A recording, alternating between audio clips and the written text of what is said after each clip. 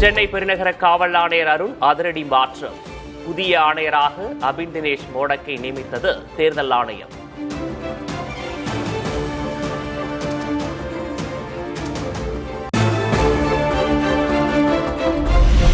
சென்னை மாநகரின் 111வது காவல் ஆணையராக இன்று பொறுப்பேற்கிறார் அபின் தினேஷ் மோடக். பொருளாதார குற்றப்பிரிவு, சிபிஐ, என்ஐஏ அமைப்புகளில் பணியாற்றிய அனுபவம் கொண்டவர்.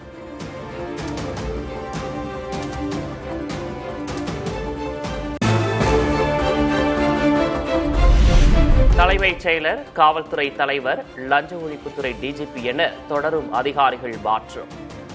தவிக உள்ளிட்ட எதிர்க்கட்சியினர் புகார் கூறி வந்த நிலையில் தேர்தல் ஆணையம் நடவடிக்கை.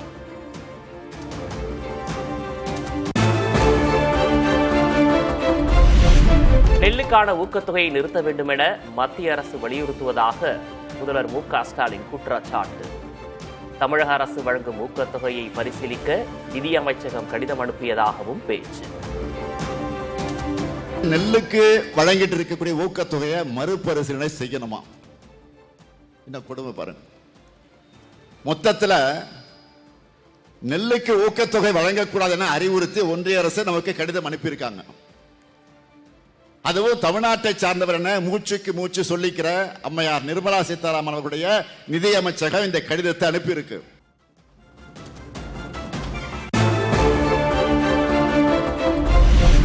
விவசாயிகளுக்கு துரோகம் செய்தவர் பழனிசாமி என திமுக தலைவர் ஸ்டாலின் விமர்சனம்.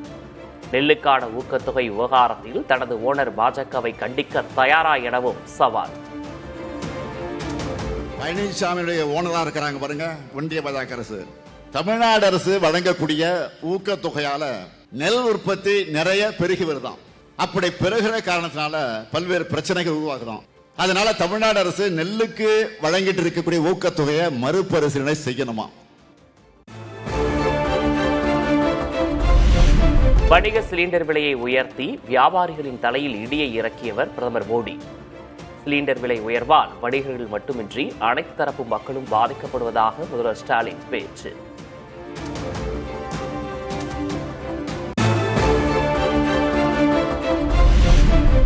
அவதூறு பேச்சுகளை முறியடித்து இரண்டாவது முறையாக திமுக ஆட்சி அமைக்கும் என திமுக தலைவர் மு.க.ஸ்டாலின் சூளுரை. யோகத்தை அல்ல, உழைப்பை மட்டுமே தாம் நம்புவதாகவும் பேச்சு.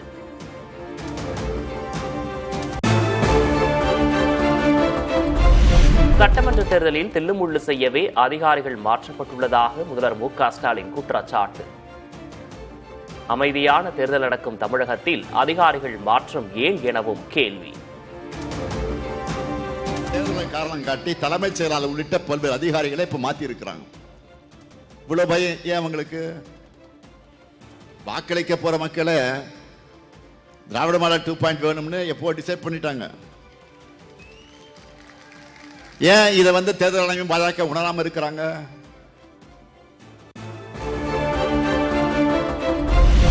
மெட்ரோ 2ஆம் கட்ட பணிகளை விரைந்து முடித்து மக்கள் பயன்பாட்டுக்கு ஒப்படைப்போம் என உறுதி. சென்னை மெட்ரோ ரயிலில் பயணித்து வாக்கு சேகரித்த பின் முதல்வர் மு.க.ஸ்டாலின் எக்ஸ் தளத்தில் பதிவு.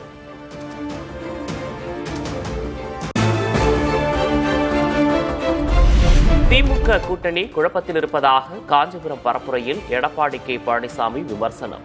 2026 சட்டமன்ற தேர்தலில் அதிமுக தான் நம்பர் 1 எனவும் பேச்சு. விடுதலை சிறுத்தையின் சார்பாக நிறுத்தப்படுகின்ற வேட்பாளர் அவர் காங்கிரஸ் கட்சிக்கிறார். இப்படியெல்லாம் குழப்பம் திராவிட முன்னேற்ற கழக தலைமையிலே அமைக்கப்பட்ட கூட்டணியில நிலவிக் கொண்டிருக்கிறது. அதிமுகவை பொறுத்த வரைக்கும் நம்பர் 1 இந்த தேர்தல்.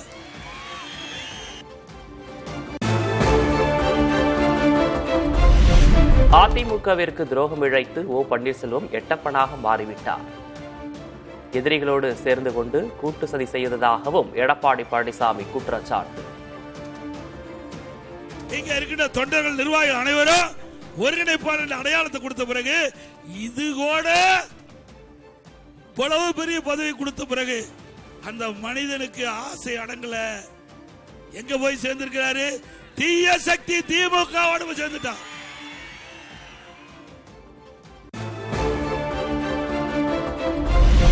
தமிழகத்தை ஆளத் தெரியாதவர்கள் ஆட்சி செய்ததால் தான் கடன் சுமை அதிகரித்ததாக திமுக மீது பழனிசாமி விமர்சனம். அதிகாரிகள் சொல்வதை மட்டும்தான் முதல்வர் ஸ்டாலின் கேட்பதாகவும் சாடல். ஆள தெரியாத ஆண்டா கடன் தான் ஆகும், ஆள தெரியாத நாட்டானா கடன் தான் வரும். ஆள தெரிகின்றவர் ஆண்டா தேவையான திட்டம் கிடைக்கும்.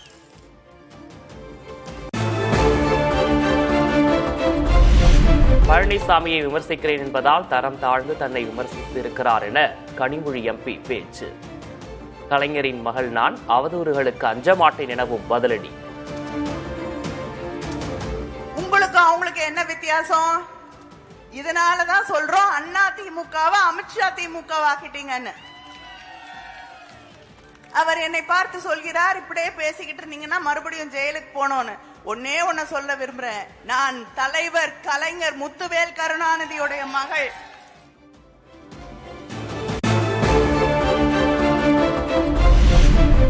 மயிலாப்பூர் தொகுதியில் போட்டியிடும் பாஜக வேட்பாளர் தமிழிசை சவுந்தரராஜனை விமர்சித்த உதயநிதி ஸ்டாலின், தமிழிசைக்கு ஆளுநர் பதவிதான் சரியாக இருக்கும் எனவும் பேச்சு.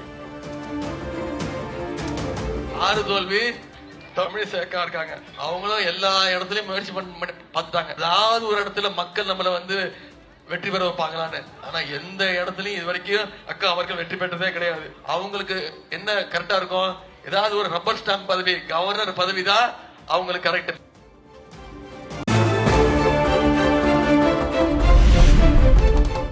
திமுக ஆட்சியில் தமிழகத்தின் அனைத்து அரசு துறைகளிலும் ஊழல் என மத்திய அமைச்சர் பியூஷ் கோயல் குற்றச்சாட்டு.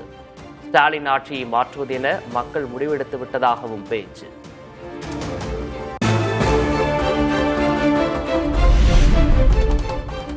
திமுக அரசு கடந்த 5 ஆண்டுகால ஆட்சியில் செய்த தவறை சரி செய்ய 10 ஆண்டுகள் ஆகும்.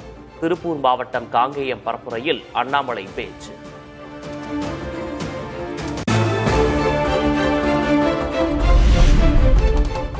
எடப்பாடி பழனிசாமி பரப்புரை செய்ய தடை விதிக்க வேண்டும் என தேர்தல் ஆணையத்தில் புகழேந்தி மனு. விதிமுறைகளை மீறி அவதூறு கருத்துக்களை பேசி வருவதால் நடவடிக்கை எடுக்க வலியுறுத்தல்.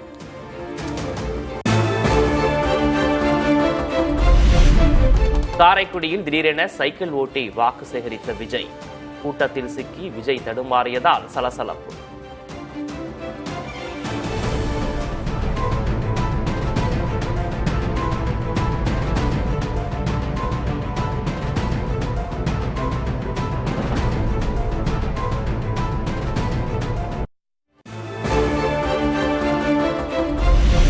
காரைக்குடியில் உரையாற்றாமல் சாலை மார்க்கமாக திருச்சி புறப்பட்ட தாவைக்க தலைவர் விஜய், அனுமதிக்கப்பட்ட நேரத்தை கடந்ததால் பரப்புரை செய்யவில்லை.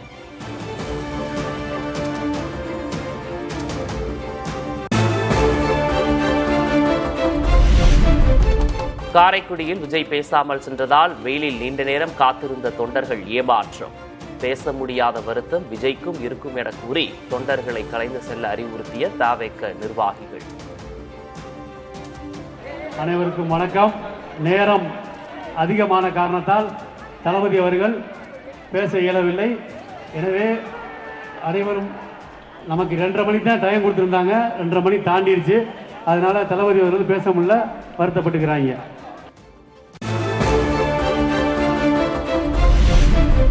திருச்சி விமான நிலையத்தில் விஜயின் தனி விமானத்தில் சோதனை நடத்திய பறக்கும் படை அதிகாரிகள். முன்னதாக விஜயின் பரப்புரை வாகனத்திலும் சோதனை.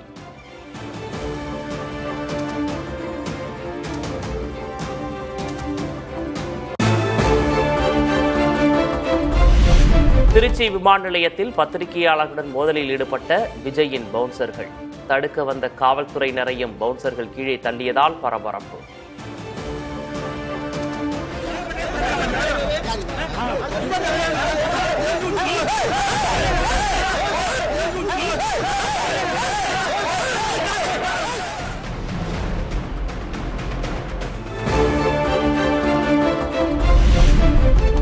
கடலூரில் தாவைக்க தலைவர் விஜய் இன்று மேற்கொள்ளவிருந்த பரப்புரை ரத்து.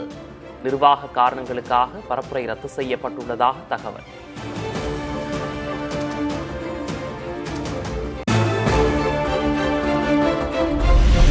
ஒரு பிரச்சனை நடந்தவுடன் ஒருவர் 72 நாட்கள் காணாமல் போய்விட்டார். விஜய் பெயரை குறிப்பிடாமல் மறைமுகமாக விமர்சித்த அதிமுக பொதுச் செயலர் எடப்பாடி கே பழனிசாமி. ஒரு பிரச்சனை வந்தது, ஒரே ஒரு பிரச்சனை வந்தது, 72 நாள் ஆளை காணோம். ஒரு பிரச்சனைக்கு நான் கட்சியில் சேர்ந்து 7 முறை சிறை சென்றேன். போராட்டத்துக்கு போய் 7 முறை சிறை சென்றேன். சிந்திச்சு பாருங்க.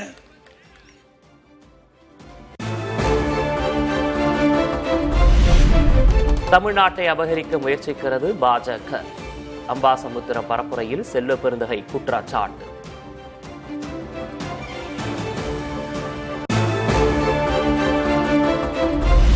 தமிழ்நாடு மகிழா காங்கிரஸ் தலைவர் பதவியிலிருந்து ஹசீனா சையத் நீக்கம். செல்வ பெருந்தகை ஜோடங்கர் தலையிட்டால் தேர்தலில் போட்டியிட வாய்ப்பு கிடைக்கவில்லை என குற்றஞ்சாட்டி இருந்த நிலையில் நடவடிக்கை. மாம்பழம் சின்னத்தை முடக்க கோரி ராமதாஸ் தொடர்ந்த வழக்கை தள்ளுபடி செய்தது உயர்நீதிமன்றம். அன்புமணியின் பாமக வேட்பாளர்களுக்கே மாம்பழம் சின்னம் என்பது உறுதியானது.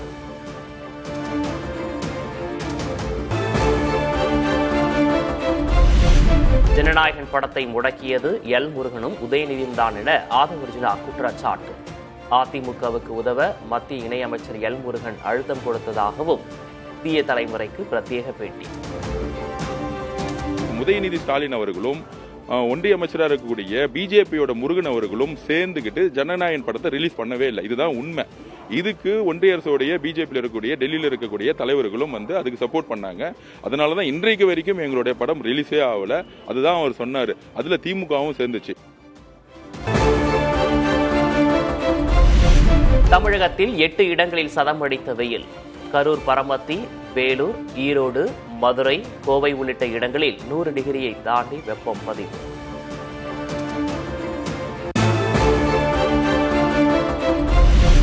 உள் தமிழ்நாட்டில் அதிகபட்ச வெப்பநிலை 2 முதல் 3 டிகிரி செல்சியஸ் வரை உயரக்கூடும்.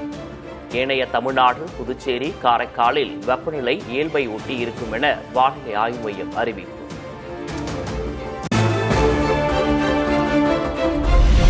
தமிழ்நாட்டின் ஒரு சில இடங்களில் 1 வாரத்துக்கு மழை பெய்யும். சென்னை வானிலை ஆய்வு மையம் கணிப்பு.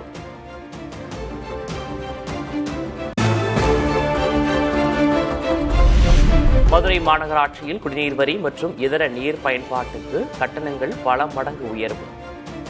900 ரூபாயிலிருந்து 6480 உயர்த்தப்பட்டதால் மக்கள் அதிர்ச்சி.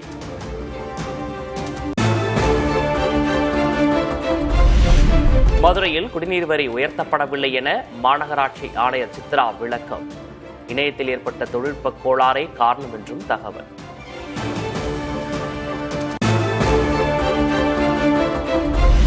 மேற்கு வங்கத்தில் சாலை வலம் சென்று பாஜக வேட்பாளர்களுக்கு ஆதரவு திரட்டினார் உள்துறை அமைச்சர் அமித்ஷா. நீண்ட காலமாக நிலுவையில் உள்ள காட்டல் வெள்ளத்தடுப்பு திட்டம் பாஜக ஆட்சிக்கு வந்த ஓராண்டுக்குள் நிறைவேற்றப்படும் எனவும் உறுதி.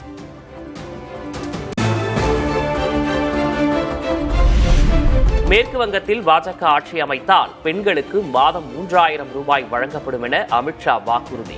6 மாதத்தில் பொது சிவில் சட்டம், 45 நாளில் 7வது ஊதியக்குழு பரிந்துரை அமல் எனவும் தேர்தல் அறிக்கை.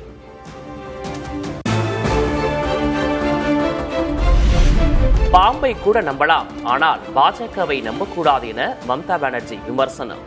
அசாம் தேர்தலில் வாக்குகள் பெற உத்தரப்பிரதேசத்திலிருந்து 50,000 பேரை பாஜக அழைத்து வந்ததாகவும் குற்றச்சாட்டு.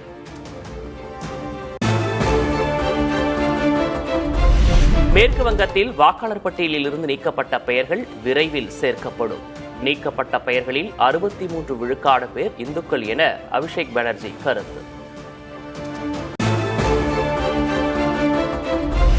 மத்திய பிரதேசத்தில் வித்தியாசமான முறையில் போராட்டத்தில் ஈடுபட்ட விவசாயிகள். நிலம் கையகப்படுத்தியதற்கு உரிய இழப்பீடு வழங்க வலியுறுத்தி திரளானோர் முழக்கம்.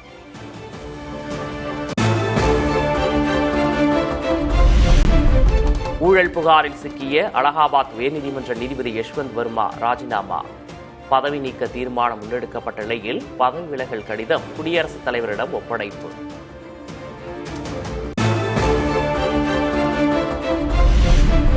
உத்தரப்பிரதேசத்தின் மதுரா அருகே யமுனை ஆற்றில் படகு கவிழ்ந்து விபத்து. 10 பேர் உயிரிழந்த நிலையில் 22 பேர் பத்திரமாக மீட்கப்பட்டதாக தகவல்.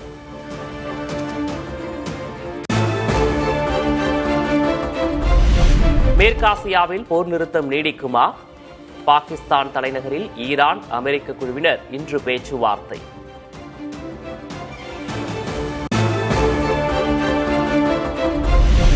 மேற்காசிய போர் நிறுத்தம் குறித்த பேச்சுவார்த்தைக்கு ஈரான் அமெரிக்கா குழு வருகை. இஸ்லாமாபாத் நகரில் வரலாறு காணாத உச்சகட்ட பாதுகாப்பு.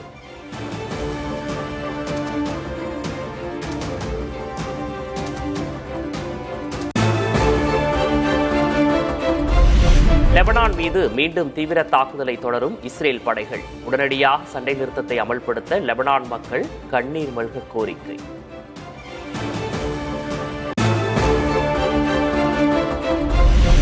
ஜெருசலேமில் புனித வெள்ளி பிரார்த்தனையில் ஈடுபட்ட ஆர்த்தடாக்ஸ் கிறிஸ்தவர்கள்.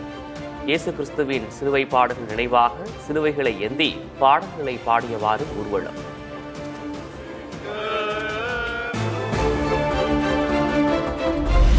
ரஷ்யா யுக்ரைன் இடையே 32 மணி நேர போர் நிறுத்தம்.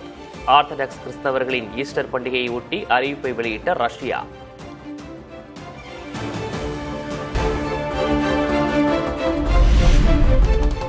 நிலவை ஆய்வு செய்துவிட்டு பத்திரமாக பூமி திரும்பிய ஆர்டமிஸ் குழுவினர். பசிபிக் பெருங்கடல் பகுதியில் பாராசூட்டுகளுடன் வந்திறங்கிய ஓரியன் விண்கலம்.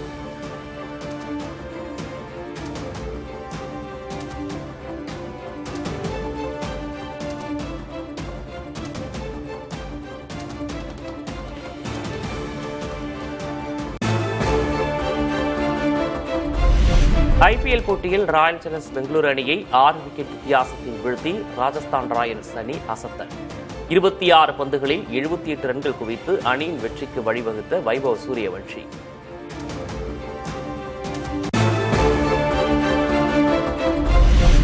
MS தோனி காயத்திலிருந்து மீண்டு வருவதாக சென்னை அணியின் பயிற்சியாளர் ஸ்டீஃபன் பிளமிங் தகவல்.